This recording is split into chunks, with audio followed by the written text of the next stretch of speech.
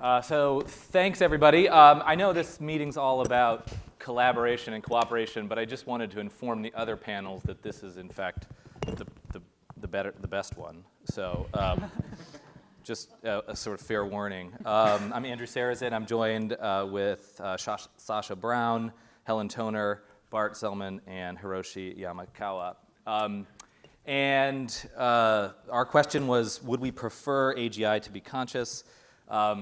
As Max sort of mentioned, the topic of consciousness has existed, at least in the English language, since the 16th century when René Descartes introduced the concept in his book on meditations, and he famously wrote that consciousness is, or conscio, as I guess he put it, was the perception of what passes in one's own mind. And this is closely related to concepts of desire and willpower, reflection, subjective experience, but as I think you'll hear in this discussion, also suffering as well, so, and hurt. So today, theories of consciousness range from the idea that consciousness, in fact, doesn't exist, to theories about consciousness that all that exists is consciousness. So there's a wide variety of landscape. If you're interested in some of this, actually, the organization that I lead, the Templeton World Charity Foundation, has a new initiative on accelerating research on consciousness. We're actually pitting two theories against each other with experimental verification. So you can go to templeton.world for that. In a preamble that we sort of discussed related to this question, we kind of circled around the issue of the inevitability of AGI being conscious, and for the purposes of debate, we're saying that it may not be inevitable that such a sufficiently advanced AGI is conscious. So we can think about this in more specific design, sort of engineering terms, so that if consciousness is in fact not inevitable, we could treat it as a design feature, and therefore, is this a preferable design feature or not? So that's my sort of short introduction to the panel today. I guess we're gonna move in sort of we're gonna skip around a little bit. So Bart, you have a microphone. Okay. So yeah. That's good one. Yeah. And then we're gonna Hiroshi and Bart answered yes, they would prefer. And then the team no is more proximal to me. So go for it, Brian. Okay, yeah, so my view is in part this issue of inevitability, that when we start building more complex machines and machines that are getting close to AGI, one thing they need to develop is internal models of other agents around them. So a truly intelligent machine has some notion of what other machine or other peoples are thinking about, and what gives other people intentions and desires. So the machine needs to develop an ability to reflect on those issues. When the machine starts applying that to itself, I think consciousness sort of naturally emerges. So in my view, there's also a certain sense that it's unavoidable to get a conscious machine. Now, we agreed at the beginning of our discussion that we don't really like that answer, so I had to modify that a bit. So I also think being conscious gives us, allows us to relate to each other. Oh? I wasn't conscious of that. This is why it's the best. Okay. Okay, I'll start over again. No, okay. So I think it also helps us relate to other people, and I think we actually relate better to other people other entities that we believe to be conscious. So I actually think it helps us in aligning our values among each other. So that's why for an intelligent machine, I rather would like the machine to have that notion of consciousness so that it can align better with me, and it will actually be a positive feature, even if we have to turn it on, which I actually believe it will just emerge. But even if we have to turn it on, I think it's a positive feature. Okay, so slogan for Anthony to write up. What's the slogan? It's good. So you said two things. One was it's inevitable, but I'm and saying it's also adaptive, let's say. Yeah, it's adaptive. Yeah. Okay, or good. Good. It seems like it'll help us relate. Yes. Maybe the core. Okay, so we're going to go. Yeah. Okay. Go for it. Yeah. We'll stay on the For my position, yes, team. And my simple question is, simple answer is yes, but not all for the AGI. Because if the AGI is conscious, we can understand that AGI and we can easily communicate and easily trust. So the consciousness is preferred to the AGI. But more important point is creativity. And at that point, I prefer yes. So because AGI is not just a set of the narrow AI. Important point is AGI is adapt to the new situation to very few data. It's not hard to train machine learning. So at that time, the AGI should combine the learned knowledge and create a new answer to the new problem. So that kind of is concept manipulation needs some consciousness manipulating this knowledge in the brain or something like mathing. So the important point in my answer is creative new knowledge for its generating it adds the new knowledge to the humanity is very important feature. So my answer yes is point is creativity to generate a new knowledge. We capture that. So yes, creativity. It maximizes creativity. Okay, so team no on this side. So who wants to go first? Either way. Okay. Go first. Yes, there are obvious perils of vehemently taking a stand on one side of an argument where you can't define any of the words in the debate. But nevertheless, it won't stop us. Yeah, it won't stop us. I'm going to do it anyway.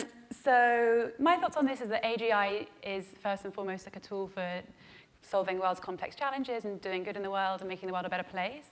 And that is easier to currently do with our current knowledge if AGI doesn't have the capacity for self-awareness and suffering. It makes the task of the AI safety task much simpler. Second of all, given the knowledge and the data that we have on like how to create consciousness and how to stop suffering, you're putting a possibility out there of creating infinite suffering. I know a lot of people say that like actually you might have infinite joy and well-being, but the evidence that that will happen is, I think, currently based on like blind faith rather than any data that we have. And third, there are some like unpleasant tasks in the world that are going to have to be done by intelligent beings, and I prefer that they would be done by beings that aren't conscious and aren't therefore suffering.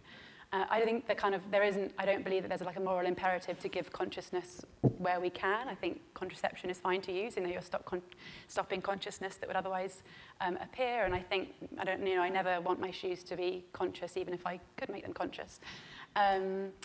So on to Bart's point that giving AGI some sort of consciousness would make them more likely to kind of look on us well. I think the way that we treat lower consciousness in our world of chickens or whatever that might be is evidence that perhaps just because something's conscious and you are conscious doesn't mean that you treat them in a better way. So in summary, I would say let's focus on the current consciousness we have in the world, making them better and suffering less, rather than adding infinitely more in. So it's no infinite suffering. No infinite suffering. Okay. Why would I make my shoes conscious? No, why would I make? Yeah, that works too. All right, so Helen, yep. I think I broadly agree with Sasha. I think the definition of consciousness that makes most sense to me, or that I think is most useful for these purposes, is to think about whether the system has subjective experience, or in other words, whether it's sort of morally relevant in some important way, whether we care about what happens to it. And so I think, if we could just completely assume that consciousness was out of the question, which we obviously can't, but if we could, it seems like we would already have huge issues with figuring out how do we build systems that solve problems for us the way we want them to, that solve the right problems. how do we use those systems? So this is basically the technical safety and the strategy kind of questions that would already be extremely difficult even if consciousness was out of the question. And so similarly to Sasha, I think adding in consciousness and making it be the case that we also have to pay attention to, how is the system doing? Is it enjoying life? Is it having a terrible time? How should we value its experiences relevant to our experiences? Whether it be sort of one massive, smart city controlling system that is huge and potentially much more, has more experiences than us or more important experiences, or whether it just be, billions of, you could think of like a much smarter Siri, which is sort of maybe seems equivalent to a human, but there are billions of them. Like, what do we do with that? It just seems like a whole extra bunch of complexity and risk that seems way more than what we need, especially sort of at first with the first sort of more general purpose systems that we build. So I guess an analogy that is sort of how it feels to me is we could be aiming to build something that's kind of like a general purpose Google Maps, where like Google Maps is really helpful. I ask it a question about how to get somewhere. It sort of knows where I've already been and where I'm likely to go and all these kind of things. And so you can imagine a similar system that is much more general, can do many more things. I would love that, seems really useful. Still seems difficult to build and still seems difficult to know, how to use it. But so you have this all-purpose general maps, or you have like this alien butler who someone has given to you and said, hey, this alien like really wants to serve you and help you out, or like serve your country and help your country out. Like be nice to it, I guess, because you don't want it to have a bad time. I don't know, it just seems like the general purpose Google Maps is like way preferable. No alien butlers. No alien butlers Okay. is the... Right. Yeah. I mean, you used the concept of a moral patient. Yes. And so, that is an additional consideration I think that the team is bringing on to. I think that's right. I think in terms of... if it's not inevitable, if consciousness is not inevitable in any sufficiently advanced AGI, does the addition of consciousness give any kind of additional moral consideration that's required in its management and its interaction? And so maybe the team, could. I don't know if you've got any sort of. You give an example of a very smart Google map, and there I would agree that you don't want that to be conscious. When you think of something almost more mundane, it's like the digital personal assistant, which there's a lot of work on that. If you actually start thinking about what you want from that assistant, you actually want that assistant to be able to put himself or herself or itself in your shoes and actually have sort of a model of what you would want in the world to make the right decision, so that it doesn't do something that is totally what you yourself would never do. You don't want the assistant to be totally different than yourself. And I think so when the assistant has to have a model of you, I think that the assistant has to have a sort of a level of reflection. So I'm thinking more of those kind of entities, and they can be very smart and sophisticated. To have that without any conscious, I think that feels to me actually that could be trouble. I almost see the opposite of that would be very safe. I say no, that entity might do things that I would never do myself. But since it is so isolated from our world, it probably could do things that I would never do. I feel like the opposite, that the value alignment problem is easier in something that doesn't have its own consciousness. And if I had to build a model that worked towards a particular value, I'd prefer to do that than convince a very smart person to do something that I wanted it to do. Yeah. I think it's a really interesting question, this question of would a system with its own subjective experience be more likely to empathize with us and want to treat us well? And I guess I'm sort of sympathetic to the position, but it doesn't seem particularly likely to me that consciousness helps us in this way. And why is that? I like Sasha's analogy of the chickens, that most humans, if you really ask them about it, don't seem confident that chickens don't have subjective experience, but we still are not very nice to them at all. And I think Or even other if you, humans. even if exactly, and I think even more although other there are humans. trillions of chickens because of human beings' desire Well, to eat trillions them. of chickens living in absolutely appalling conditions. True. Yeah. But I think even if you forget the chickens and say other humans, I think humans have a long history of treating other humans terribly. And to the extent that we don't, that's more the exception than the rule. So I think thinking about the consciousness, we have to think first the consciousness for is if we think simply a robot, we can think the consciousness like some physical body, the one conscious. But today, in the morning, somebody said there are very cloud system or something like that. So where is the consciousness? For what resource is related to the consciousness is not ambiguous. And another side, if Google Maps, there are many consciousness for one map. So the relation of the consciousness and the related data or something is very variable. So this kind of discussion is more flexibly we should do that. Sure. I mean, I think what you're saying is that it'd be good to have some kind of heuristic that's measurable that could allow us to define the boundaries of any conscious system. So for aficionados of integrated information theory, provide such a kind of heuristic. But that's really not the point of the discussion here. But I think it's relevant to try and identify like where consciousness exists and what its boundaries are, so that there aren't that's I do like to say. mistakes being. So, other points of disagreement to help the august I think we had a audience. question. So questions over here. Yeah, we can take a few questions. Up front.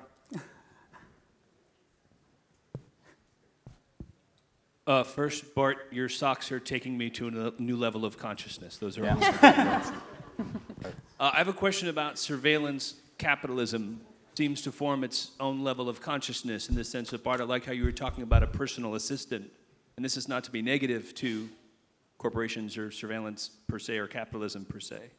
But the choices that we make in terms of dictated, Eli Parizier, filter bubble, et cetera, seems like a personalized assistant right now is sort of an oxymoron in that sort of surveillance capitalism side of things. So I'm just reflecting like that already seems to be a type of consciousness, but it's externalized onto the internal person. Does that make any sense? And do you see that as something that is a consciousness that's not as something you'd like to pursue, or it's... Yes, I had not thought of that kind of consciousness, but I think that could be viewed as such.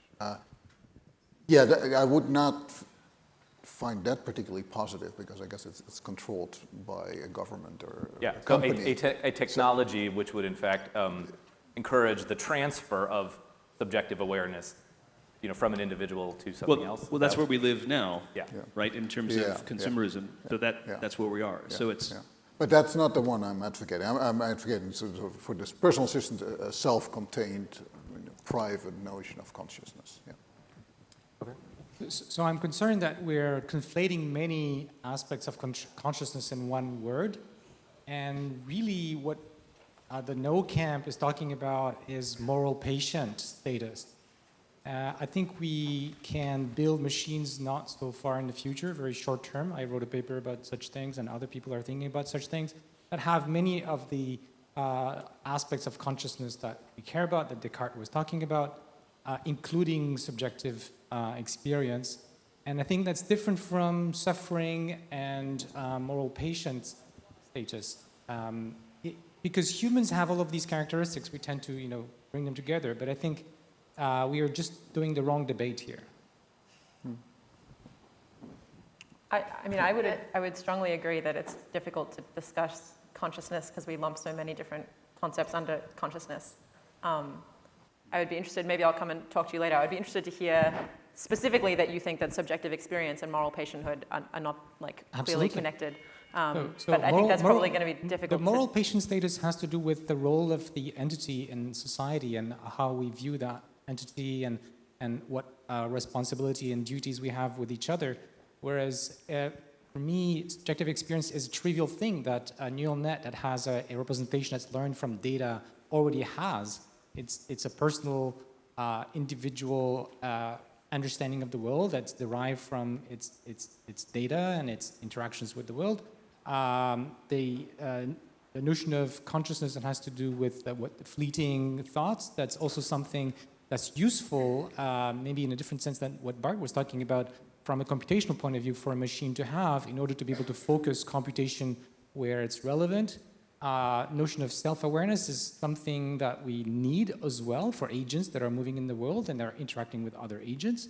And even emotions are things that could be useful and in some form already there in reinforcement learning. It's just that we have very primitive notions of these things. So the other thing is I don't think consciousness is a black and white thing. You can have different levels of consciousness, and we think of maybe different animals having more or less consciousness. But again, it's conflating all of these notions. Yeah, I totally agree that we've conflated all those notions, and I think we did talk kind of vaguely about it before, but we thought we had 20 minutes with 4 non-experts, so we would sort of generally choose one thing, but I think, yeah, you're right. Yeah, I think consciousness is very important for AGI. If they have to have a responsibility, I hit him, so I have to remember and it's me. And that ipsilic memory. So, and another side of my comment is in the brain, the hippocampus is a very important role for the ipsilic memory. Because it is very known as the ipsilic memory area, and hippocampus has a coding the allocentric coordination, and center integrate many data. So in the brain, the hippocampus is a very I think the hippocampus is a very good place for the memory and the ipsilic. So, so I think that if in brain there are many hippocampus, it can have many consciousness. It's just my idea, but something is just different. Thank you, Hiroshi. We're going to have to save that for cocktail hour. Anyway, thank you, panelists, for discussion, and look forward to your. That's it.